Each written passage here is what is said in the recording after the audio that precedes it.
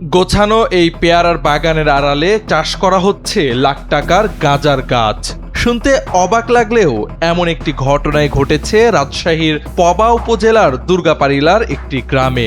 বুধবার দুপুর 12টার দিকে গোপন সংবাদের ভিত্তিতে পবা থানার একটি আভিযানিক দল ওই এলাকায় অভিযান চালায়। অভিযানে পেয়ারা গাছের বাগানে মেলে গাঁজার বিশাল গাছ। প্রায় 9.5 ফুট লম্বা এই গাছটির আনুমানিক বাজার মূল্য 2 লাখ টাকার বেশি বলে জানান পুলিশ সদস্যরা।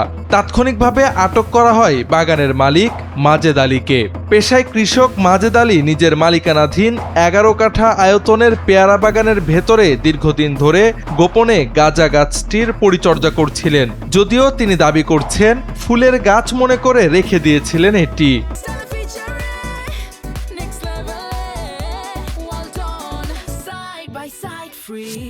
আমি তো জানিনি যে এই জিনিসের গাছ, আমি তো জানিনি যে গাঁজার গাছ এটি। জানি তো সন্দেহ তুলি ফেলা হইতো।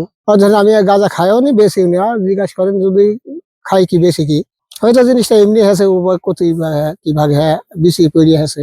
ধরেন নিজের কর্মকারী নিজেই খায়, দেখেন না পেয়ারা নিজে নিজের জায়গা নিজের জমি, বলতে পারবো না যে এটি গাঁজার গাছ, এটি পাট ফুলের গাছের লাহাল সিস্টা।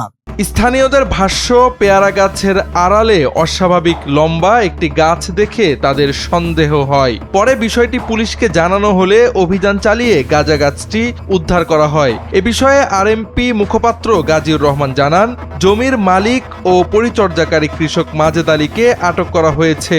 তার বিরুদ্ধে মাদকদ্রব্য নিয়ন্ত্রণ আইনে মামলা প্রক্রিয়াধীন রয়েছে।